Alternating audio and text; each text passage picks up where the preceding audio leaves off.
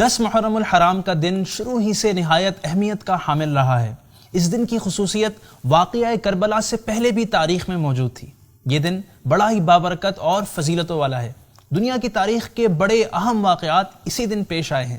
مثلا حضرت آدم علیہ السلام کی توبہ اسی دن قبول ہوئی، فرعون اسی دن غرق ہوا، حضرت نوح علیہ السلام کی کشتی اسی دن جودی پہاڑ پر رکی، اور قیامت بھی 10 محرم الحرام ہی کو واقع ہوگی۔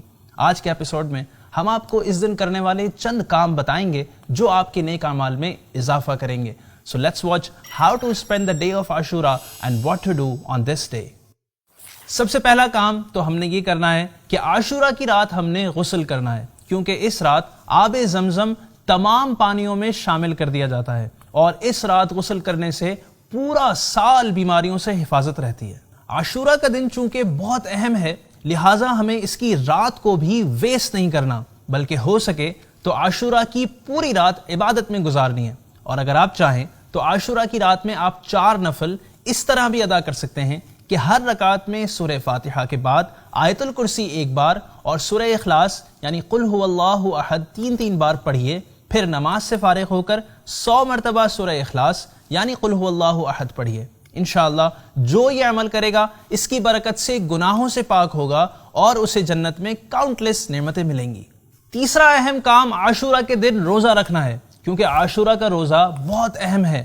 نبی کریم صلی اللہ علیہ وآلہ وسلم نے رمضان المبارک کے بعد عاشورہ کے روزے کو سب سے افضل فرمایا ہے، اور یہ بھی فرمایا کہ عاشورہ کا روزہ 1 سال قبل کے گناہ مٹا دیتا ہے۔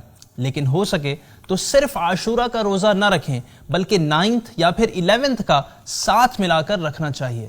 نمبر 4، اسی طرح عاشورہ کے دن آنکھوں میں سرما بھی لگانا چاہیے، کیونکہ حدیث پاک کے مطابق جو شخص عاشورہ کے دن اسمد سرما آنکھوں میں لگائے تو اس کی آنکھیں کبھی بھی نہ دکھیں گی۔ 10 محرم کے دن خوب سے خوب صدقہ کیجئے کہ صدقہ بلاؤں کو ٹالتا ہے، عمر بڑھاتا ہے اور رزق میں اضافے کا سبب ہے۔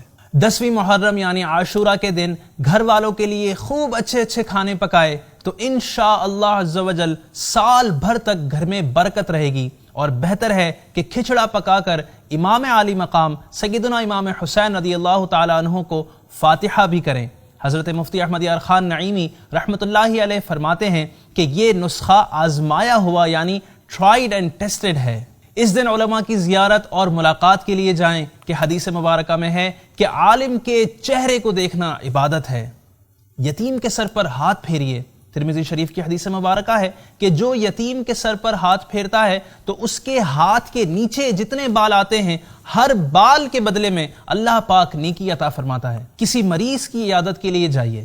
پیارے آقا صلی اللہ علیہ وآلہ وسلم نے فرمایا جو مسلمان کسی مسلمان کی صبح کے وقت عیادت کرتا ہے تو شام تک 70,000 فرشتے اس کے لیے دعائے خیر کرتے رہتے ہیں، اور اگر شام کے وقت عیادت کرتا ہے تو صبح تک 70,000 فرشتے اس کے لیے دعائے خیر کرتے رہتے ہیں، اور اس کو جنت کا ایک باغ بھی عطا کیا جاتا ہے۔ اور آج کے ایپیسوڈ کی آخری بات یہ کہ عاشورہ کے دن مدنی پنسورہ سے دعائے عاشورہ بھی ضرور پڑھ لیجئے۔ اللہ پاک سے دعا ہے کہ وہ ہمیں عاشورہ کے دن کی خوب برکتیں عطا فرمائیں۔ آمین بجاہ خاتم النبیین صلی اللہ علیہ وآلہ وسلم۔